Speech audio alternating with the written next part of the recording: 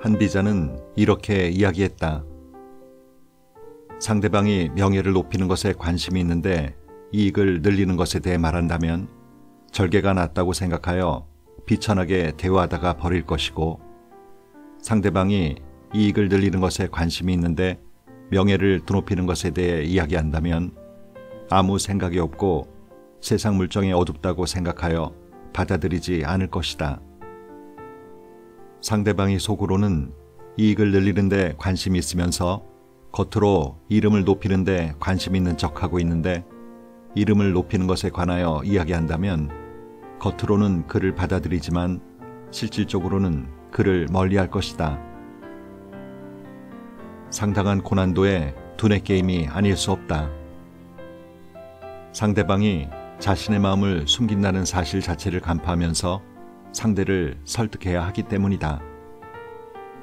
중요한 것은 상대의 진짜 성향과 속마음을 반드시 고려해야 한다는 점이다. 책 읽는 다락방의 제이입니다. 회사를 차리든 자영업을 운영하든 직원을 두기 시작할 때부터 때로는 업무 자체보다 더 많은 고민과 스트레스가 생깁니다. 자신의 스타일대로 하자니 꼰대 소리 들으며 무시당할 것 같고, 그렇다고 말을 안 하자니 속이 터지고 일이 잘 돌아가질 않죠. 예전에 어디서 본 듯한 식구를 생각하면서 이미 준 것은 다 잊어버리고 못다 준 사랑만 기억하자는 마음가짐으로 대해보지만, 이미 받은 것은 다 잊고 못해준 것만 기억하려는 직원들을 보면 섭섭하다 못해 얄밉기도 합니다. 나름 잘해준다고 하는데도 끝없는 불만과 반복되는 퇴사에 다 때려치우고 그냥 혼자 하고 싶은 마음이 불쑥 들 때도 있지만 그럴 수도 없는 노릇이죠. 근데 재밌는 건 당사자가 누구의 직원이 되는 순간 다른 직원들과 별다를 바 없다는 겁니다. 고용주와 고용인, 상사와 부하 직원과의 관계는 이렇게 평행선일 수밖에 없는 걸까요? 이런 고민은 사실 옛날부터 있어 왔는데요. 현자들은 어떤 기준과 마음가짐으로 사람을 뽑고 어떻게 처세했는지를 살펴보는 책 한 권을 소개해드릴까 합니다. 센시오에서 펴낸 사장을 위한 인문학이란 책인데요. 이 책의 저자인 이남훈 씨는 사업의 본질에 대해 서두에서 이런 얘기를 합니다. 사업이란 좋은 물건을 팔거나 탁월한 서비스를 제공해서 수익을 창출하는 일이지만 비즈니스의 핵심은 사람이라고요. 직원이라는 사람이 제품과 서비스를 만들고 고객이라는 사람이 그것을 사는 것이죠. 그러므로 사업의 본질은 사람이 그 시작이자 마지막이며, 따라서 사장이나 관리자가 사람과 사람 마음에 대한 공부, 즉 인문학적인 소양을 갖추고 있을 때 사업에서도 성공할 수 있다고 얘기합니다. 이 책은 사업을 하다 보면 흔히 겪게 되는 고민들 20가지에 대한 질문에 동서양 사상가 40여 명이 그에 대한 답을 제시해주고 있는데요. 아마 사업을 하시는 분들에게 많은 도움이 되리라 생각합니다.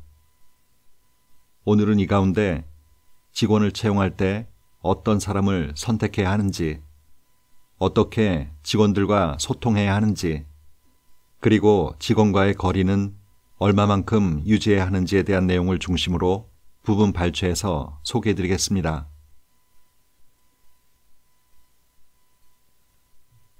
인성 좋은 사람을 뽑아야 할까? 실력 좋은 사람을 뽑아야 할까?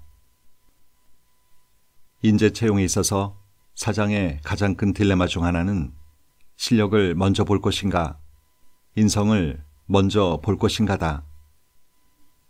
어떤 사장은 회사에서 실력을 키울 수는 있지만 인성은 바꿀 수 없다라고 확신에 차서 말한다. 반면 어떤 사장은 인성만 좋아봤자 실력이 없으면 회사에 도움이 되지 않는다라고 말한다. 인성만 좋은 사람이 회사에서 승진해서 팀장이 된다고 생각하면 좀 더 앞이 캄캄하다. 부하들이 실력 없는 상사를 무시하는 사태가 발생하면 사장 입장에서도 보통 난감한 게 아니기 때문이다. 물론 여기에서 둘 다 좋으면 안 되나? 라고 생각하거나 혹은 그 어디 중간쯤에 사람은 없나? 라고 막연하게 상상하기도 한다. 하지만 그런 사람이 많아 문제가 쉽게 해결된다면 수천 년 동안 수많은 군주와 사장들이 이것으로 고민할 필요조차 없었을 것이다. 그런데 고전은 우리에게 어느 한쪽을 선택하라고 말하지 않고 회사 상황과 리더 능력이라는 기준을 제시한다. 조조와 목공의 서로 다른 직원 채용 기준. 고전에서 가장 무차별적으로 인재를 싹쓸이하려고 했던 인물을 꼽으라면 단연 삼국지의 조조다. 그는 인재를 널리 구한다는 구현령을 발표했다. 사람을 쓰는 데 있어서 행실이 바른 자만을 쓴다면 제환공이 어찌 천하를 제패했겠는가. 오직 재능만 있다면 청거하라. 내가 등용하여 쓸 것이다. 이후에도 조조는 계속해서 인재 싹쓸이에 나섰고 심지어 연이은 구현령에서는 반시대적인 용어까지 등장했다. 비록 비천하거나 심지어 불인불효하더라도 지국용병의 실력만 있으면 모두 추천하라. 불인불효. 이 말은 요즘 시대도 그렇지만 당시에도 매우 파격적이었다. 인자하지 못한 사람, 심지어 부모에게 나쁜 행실을 행하는 사람마저 추천하라고 했다. 자본주의 시선으로 바꾸면 무슨 짓을 하더라도 돈만 많이 벌면 된다라는 것과 다르지 않다. 조조의 관점을 오늘날 직원 채용 관점에 적용한 것이 인성보다는 실력이 중요하다라는 말이다. 회사 성장을 간절하게 바라는 사장 입장에서는 일단 고고한 인성보다 자신에게 돈을 벌어다 주는 실력 있는 자를 원하기 마련이다. 이와 정반대 논리도 당연히 존재한다. 아무리 실력이 뛰어나도 인성이 제대로 형성돼 있지 않으면 오히려 문제를 일으킬 수 있다는 것이다. 서경의 진서편에는 천하의 패자가 되고 싶은 욕망 때문에 많은 병사와 장수를 잃고 말았던 진나라 목공의 고백이 담겨 있다. 꿋꿋이 자신에게 맡겨진 일만 성실하게 하고 정말 다른 재주와 능력이 없는 어떤 신하가 있다고 하자. 그렇더라도 나는 그가 남의 재주와 능력을 시샘하거나 질투하지 않는 너그러운 마음을 가지고 있다면 반드시 그를 중용하겠다. 다른 사람의 재주와 능력을 자신의 재주와 능력처럼 받아들이고 다른 사람의 뛰어나고 어진 덕을 진심으로 기뻐하며 칭찬하는 사람이라면 기꺼이 중용하겠다. 그런 사람이라면 반드시 우리 진나라의 자손과 백성을 지켜주고 또한 이롭게 하기 때문이다. 그러나 아무리 뛰어난 재주와 능력을 갖춘 자라도 다른 사람의 재주와 능력을 시기하고 미워하며 다른 사람의 뛰어나고 어진 덕을 가려 빛을 보지 못하게 하는 자라면 나는 결코 그를 조정해 받아들이지 않겠다. 그런 사람은 우리 진나라의 자손과 백성을 지켜주지 못할 뿐 아니라 반드시 위태롭게 할 것이기 때문이다. 나라와 백성의 불안과 멸망은 이른바 한 사람에게서 나오며 또한 나라와 백성의 번영과 화평도 반드시 한 사람에게서 나온다. 실력이 먼저냐 인성이 먼저냐는 이 팽팽한 양자 논리 안에서 하나만을 골라 선택하기는 쉽지 않은 일이다. 이러한 말을 한 사람 모두가 천하쟁패 시기에 목숨 걸고 싸웠던 인물이고 또한 그만큼 현장에서 얻은 통찰력을 무시할 수 없기 때문이다. 자사의 프레임 바꾸기. 이러한 양자 논리에서 지혜로운 길을 찾아가는 방법이 있다. 그것은 바로 리더의 능력과 회사의 상황이라는 두 가지 틀이다. 이 두 가지 틀로 상황을 다시 보면 문제 해결 방법이 보인다. 우선 회사의 상황이라는 것부터 보자. 삼국시대 동호의 정치가이자 당태종 신하인 위정은 이런 간언을 한 적이 있다. 천하가 평정되지 않았다면 오로지 그 재주를 취할 뿐 행실을 고려하지 않습니다. 그러나 이제 천하 대란을 없애고 평정했기에 재주와 행실을 둘 다 갖추지 않으면 등용할 수 없습니다. 위정의 말에서 주목할 부분은 이제는 행실을 갖춰야 한다이다. 창업 초창기 때에는 발전과 성공적인 안착이 우선이다. 직원의 행실까지 따질 겨를이 없다. 당장 한 달 한 달 월급을 주고 사업을 궤도에 올려야 하는 사장에게 인성을 따져야 하지 않겠냐라는 말은 배부른 소리일 수가 있다. 따라서 위정의 구분처럼 초창기에는 인성보다 실력을 위주로 사람을 채용하지만 어느 순간부터는 인성을 기준으로 직원을 뽑는 게 현명한 방법일 수가 있다. 창업의 시기에는 실력을, 어느 정도 안정된 이후부터는 인성까지라는 게 결론이다. 회사가 힘을 받아 가속하기 위해서는 안정감이 있어야 한다. 따라서 서로 존중하고 지나치게 자신을 내세우지 않는 인성을 가진 인재가 회사에 큰 공을 세울 수 있다.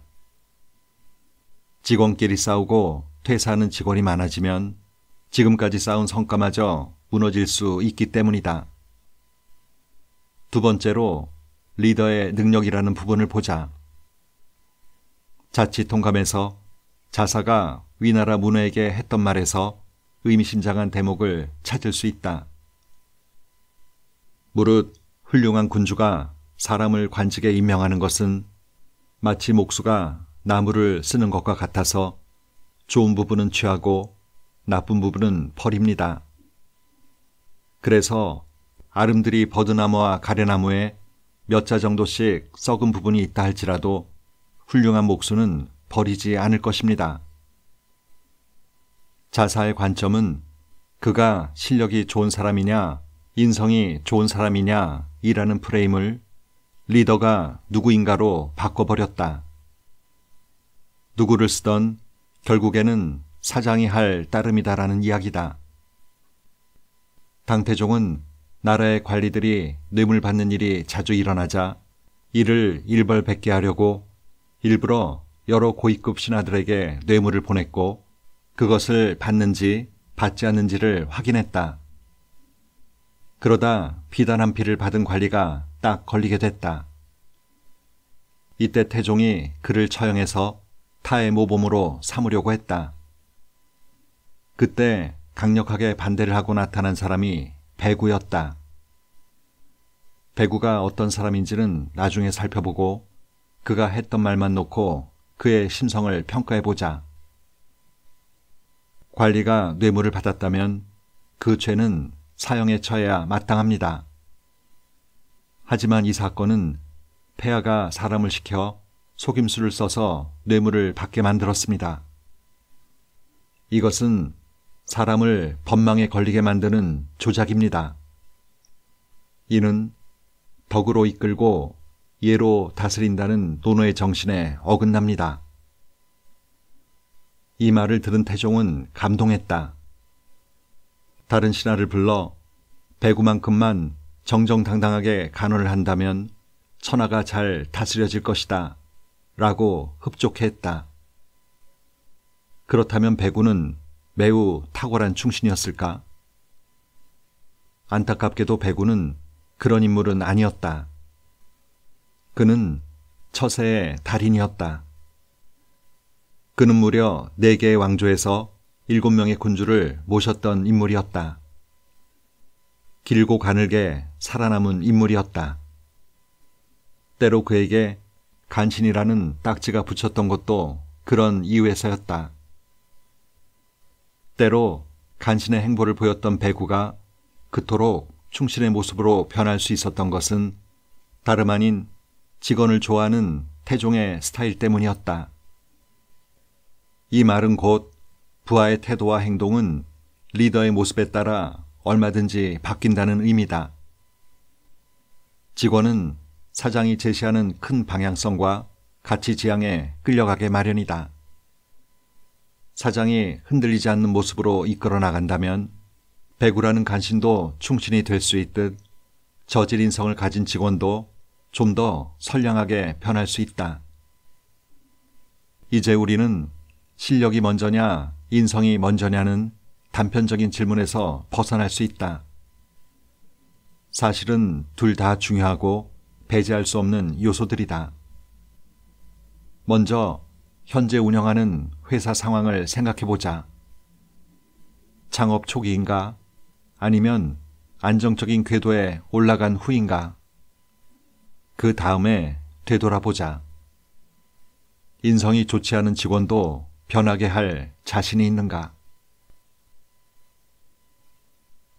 조직 내 갈등, 대처하는 방법이 있을까? 꼰대와 요즘 것들이 소통하는 방법. 조직에 갈등이 생기고 서로 간 믿음이 깨지는 근본적인 원인은 상대방을 특정한 카테고리로 묶는 데 있다. 직원은 상사를 꼰대라고 낙인 찍고 상사는 직원을 요즘 것들이라고 동일화해 버린다. 이런 상태에서는 개별적인 스타일이 뭉개지고 상대방에게 막연한 경계심과 예민함을 가질 수밖에 없다. 이렇게 되면 상사와 사장들은 때로 재발절인 상황에 맞닥뜨리곤 한다. 부하에게 충고하려고 하거나 혹은 일을 가르치고 싶어도 호랑이 담배 피우던 시절 이야기에 무슨 오지랖이 그렇게도 넓은지 라는 환청이 먼저 들린다. 그래서 서둘러 자신의 행동을 제어하게 된다. 이러한 재발절임 때문에 요즘 직원들하고는 어떻게 이야기해야 하는지 도통 모르겠어. 차라리 결과로 신상필벌을 할 수밖에 라고 토로하는 사장들이 적지 않다. 이러한 분위기는 오히려 직장 내 소통을 가로막고 의사소통 정체를 부를 뿐이다. 원효대사는 모든 것은 마음에 달렸다는 일체 유심조의 소중한 지혜를 남겼다. 그는 개시개비라는 한편으로 오묘하면서 또 한편으로는 명쾌한 진리도 남겼는데 이 말은 우리가 일상적으로 사용하는 시시비비를 따진다라는 말에 정면으로 도전하는 도발적인 사고다. 시시비비는 옳은 것은 옳고 그른 것은 그르다 라는 뜻이다. 반면 개시개비는 모두 옳고 모두 그르다 라는 의미다. 일방적인 상식에서는 쉽게 접근할 수 없는 논리다. 그래서 개시개비는 한 고승이 우리에게 던지는 마치 신비로운 화두와 같은 것으로 느껴질 수도 있다. 하지만 현실적으로 그다지 어려운 말이 아니다. 궁극적으로 말하고자 하는 것은 우리는 모두 진리의 한 부분은 알고 있지만 그것이 진리의 전부는 아니다, 이다. 직원 A가 코끼리 다리를 만지고 코끼리는 기둥을 닮았습니다 라고 묘사한 말도 맞고 직원 B가 코끼리 코를 만지고 코끼리는 뱀과 같습니다 라고 묘사한 말도 맞다. 각각 부분적인 진리이기에 모두 맞지만 그것만으로는 틀린 것이기도 하다. 이것은 사장과 직원 모두에게 해당한다. 누구 말이든 일정한 진리이기는 하지만 그것이 진리의 전부는 아니다 라고 할 수 있다. 이 개시개비를 마음에 새기게 되면 그때부터 진리의 콜렉터가 돼 열심히 타인의 의견을 경청할 수 있다. 네가 뭘 알아? 같은 거친 언사나 생각이 사라지고 하나의 조각이라도 더 얻어내기 위해 상대를 소중하게 여기게 된다. 여기서 조금, 저기서 조금 진리를 캐서 하나로 맞춰간다면 사장은 최적의 방향을 만들어낼 수 있다. 반면 일방적인 시시비비의 자세만 가지고 있다면 원래 있던 일부 진리마저 너는 틀렸어 하며 배척하게 되는 결과를 낳게 된다. 결국 이렇게 되면 조그마한 진리마저 놓쳐버리게 되고 이는 사장의 손해일 따름이다. 직원 말을 일단 받아들이고 시작하면 소통이 된다. 원효대사가 말한 개시개비에서 한 걸음 더 현란하게 들어간 사람이 있으니 그가 장자다. 그 역시 호접지몽, 즉 내가 나비인지 나비가 나인지 알 수 없다라는 애매모호한 말을 남긴 인물이다. 오늘날 논리로 보면 참 모순적으로 보이지만 그가 남긴 다음과 같은 말에서는 옳고 그름의 세계에 관한 아찔함을 느낄 법도 하다. 내가 자네와 논쟁을 했다고 가정해보세.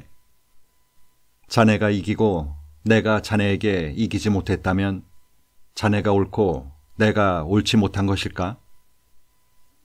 내가 자네를 이기고 자네가 내게 졌다면 내가 옳고 자네가 옳지 못한 것일까?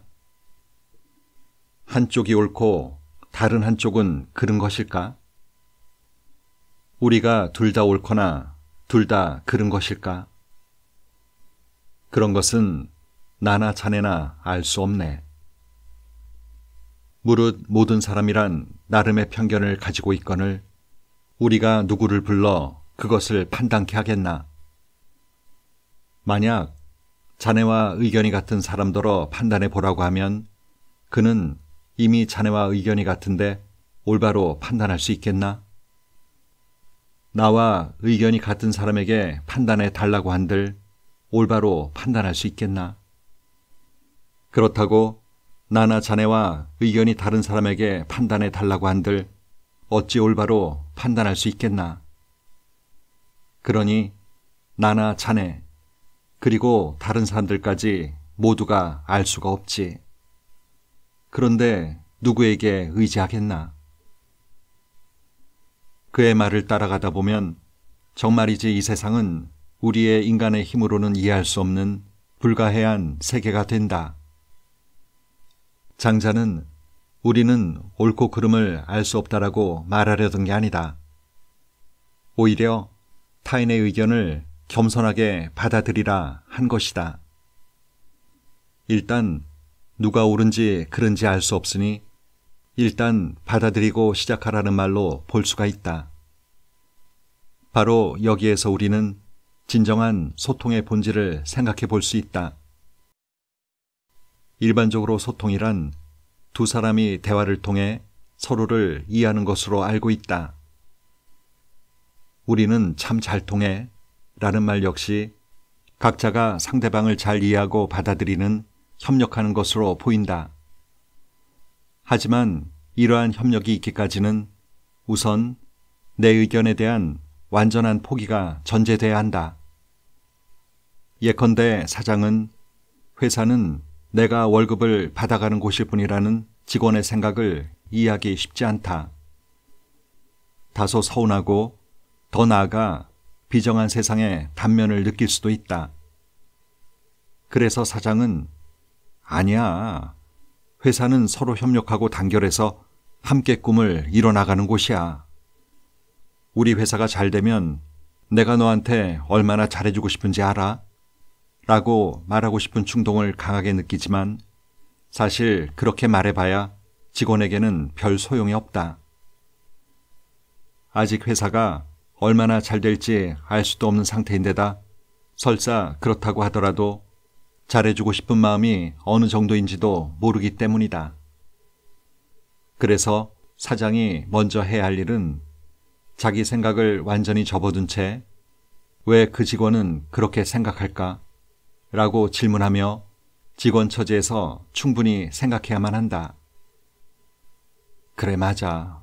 회사가 별거야? 직원 처지에서는 그냥 월급이나 벌어가는 곳이지. 라고 스스로 생각할 수 있어야만 한다. 서로 마음이 통한다는 소통이란 말은 참 아름다워 보이지만 사실 그 이면에는 자기 생각과 프레임을 포기해야 하는 고통스러운 과정을 겪어야 한다. 자기 생각을 전면 부정해야 하고 서운함도 감내하고 비정한 세상의 원리도 인정해야만 하기 때문이다. 그러한 고통을 겪은 뒤에 비로소 이뤄내는 게 아름다운 소통이다. 고통 없이 이루어지는 소통은 그저 자신의 발톱을 감춘 채 타인의 속내를 알아내기 위한 전략적 대화일 뿐이다. 직원과 어느 정도 거리를 유지해야 할까? 리더십의 본질은 사장인 나를 따르게 하는 것이라고 정의되지만 정작 중요한 것은 무엇으로 따르게 할 것인가이다. 이러한 리더십에 대한 고민은 과거의 시대에도 마찬가지였다. 그 중에서도 가장 현실적으로 유용한 것은 바로 거리감의 조절과 문과 무의 활용이라는 점이다. 사장에게 있는 두 가지 무기, 문과 무. 손자병법은 수많은 국가와 부족들이 들불처럼 칼을 들고 일어났던 중국 고대의 역사 한가운데서 탄생한 병법서니만큼 그 통찰의 힘이 대단하다. 그 시대의 영웅들 역시 리더십에 대해 매우 민감한 부분까지 고민했고 그것을 어떻게 해결할지를 연구했다. 그 중에서도 매우 이채로운 조언이 하나 있다. 손자병법 제9편 행군에 나오는 내용이다. 친해지기 전까지는 벌을 줘서는 안 된다. 언뜻 매우 모순적으로 들리는 것도 사실이다. 벌을 줘야 하는 처지라면 굳이 친해질 필요가 없을 텐데 친해진 다음에 벌을 주라니 쉽게 이해가 가지 않는다. 손자병법은 그 이유를 이렇게 설명하고 있다. 병사들과 친해지지 않았는데 병사들에게 벌을 주면 마음으로 복종하지 않는다. 마음으로 복종하지 않으면 부리기가 어렵다. 병사들과 이미 친숙해졌는데 벌을 주지 않으면 역시 이들을 부릴 수 없다. 결국 벌이 최대한의 효과를 발휘하기 위해서는 그 이전에 서로 친밀해진 상태가 돼야 한다는 이야기다. 손문은 지형편에서도 다음과 같이 다시 강조하고 있다. 장수가 부하를 너무 후대하면 마음대로 부릴 수 없고 너무 사랑하면 명령을 내리지 못한다. 군기를 어지럽히는데도 처벌하지 못한다면 마치 버릇없는 자식과도 같아 부릴 수가 없다. 이 두 가지 손무의 이야기는 리더십에 있어서 거리감이 얼마나 중요한지를 알려준다. 그리고 그럴 때 리더가 어떤 자세를 취해야 하는지를 보여준다. 요약하자면 친하지만 너무 사랑하지 않는, 그래서 친하면서도 벌을 줄 수 있는 정도의 거리감이 있어야 한다는 말이다. 이 거리감을 실천적인 방법으로 표현하면 이렇다. 문의 방법으로 명령을 내리고 무의 방법으로 다스려야 한다.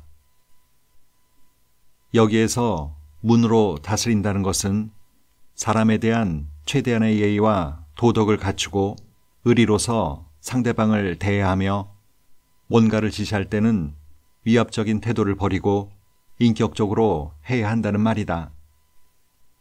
반면 무로 다스린다라는 것은 통제가 필요할 때는 이미 정한 규칙과 규율, 위엄으로 대해야 한다는 말이다. 즉, 지시와 명령의 영역에서는 인격적으로, 통제의 영역에서는 엄격함을 갖춰야 한다. 실제로 이러한 원칙을 자신의 삶에서 잘 적용했던 인물이 춘추시대 최초의 전략가이자 전술가인 제나라의 사마 양저다. 그가 부하들을 대하는 평소의 행실은 매우 인격적이고 도덕적이며 친밀했다. 직급이 높은 장군의 식량을 가져와서 병졸들에게 먹였으며 숙소와 우물을 친히 살폈고 병이 있는 자에게는 의약품도 공급했다. 나라에서 받는 돈과 식량은 병졸들과 평균적으로 분배했으며 자신은 병졸 중에서도 가장 직급이 낮은 사람과 동일하게 했다. 이렇게 인자하기만 한 모습을 보이는 그였지만 또 한편으로는 피도 눈물도 없는 매정한 모습을 보이기도 했다. 제 나라를 둘러싸고 진 나라, 연 나라가 공격을 해왔을 때다. 제 나라 군사가 출동했음에도 불구하고 싸움에 패하고 말았다. 제 나라의 군주인 경공이 이를 심하게 근심해서 사마양저에게 출동해 주기를 권했다. 하지만 사마양저는 자신이 부족하여 병사들이 잘 따르지 않는다며 이렇게 말했다. 군주께서 총애하시는 충신을 감군으로 추천해 주시면 그와 함께 출동하겠습니다. 그러자 경공은 장가라는 자를 불러들였고 사마양저는 그와 인사 후 다음 날 정오에 만나서 함께 출동하기로 했다. 그런데 다음 날 정오에 만나기로 했던 장가가 오후 4시가 넘어서야 술에 취해 비틀거리며 나타났다. 이유를 물어보니 친척들이 마련해준 송별회 때문에 늦었습니다. 라고 답했다. 사마양저는 곧 군법을 담당하는 부하를 불러 물었다. 군법에서 기약한 시간에 늦게 온 자에게는 어떻게 하라고 했는가? 군정이 곧 대답했다. 차명에 해당합니다. 그때 약속에 늦은 장가는 두려움에 사로잡혀 경공에게 사람을 보내 구원을 요청했다. 하지만 사마양저는 그 자리에서 장가의 목을 베어버리고 말았다. 장가가 공경의 충신이며 공경이 직접 추천한 인물임에도 여지없이 군법을 시행한 것이다. 사마양저의 이러한 두 가지 모습, 자신이 받은 것을 가장 직책이 낮은 병졸들과 비슷하게 나누는 인자한 모습, 군법을 어긴 자는 비록 군주가 총애하더라도 목을 베어버리는 모습, 바로 이 두 모습이 문으로 다스리고 무로 통제하는 방법의 전형이다. 이러한 방법은 카리스마 리더십과 소통의 리더십이 가지고 있는 단점을 각각 보완해주는 역할을 한다. 지나친 카리스마로 인한 부작용은 문의 방법으로, 소통의 리더십이 줄 수 있는 통제의 불확실성은 무의 방법으로 견제하는 것이다. 우리는 이러한 리더십을 중용의 리더십이라고 표현할 수 있다. 그러나 여기에서 중용이란 중간이라는 위치상 어정쩡한 것은 아니다. 중용 리더십이란 어떤 면에서 중용한 한쪽으로 치우치지 않기 위해 끊임없이 날선 경계를 하고 넘치지도 모자라지도 않게 적정한 수위를 지켜나가기 위한 치열한 노력의 결과다. 이러한 중용의 리더십이야말로 더욱 역동적이며 현실에서 살아 숨쉬는 리더십이 될 수 있을 것이다. 우리가 남이냐? 꼭 말로 해야 알아들어? 같이 사는 부부도 말 안 하면 모르는 판국에 직원들이 사장의 마음을 알아서 헤아려주기를 바란다는 건 어불성설일 겁니다. 왜 그렇게 말귀를 못 알아듣지? 심지어 말을 해줘도 본인의 뜻과는 다른 행동을 하기도 하죠. 부부도 남이라는데 직원은 당연히 남입니다. 나보다 남을 높일수록 원하는 바에 가까워질 거라 생각이 되네요. 오늘도 좋은 하루 보내세요.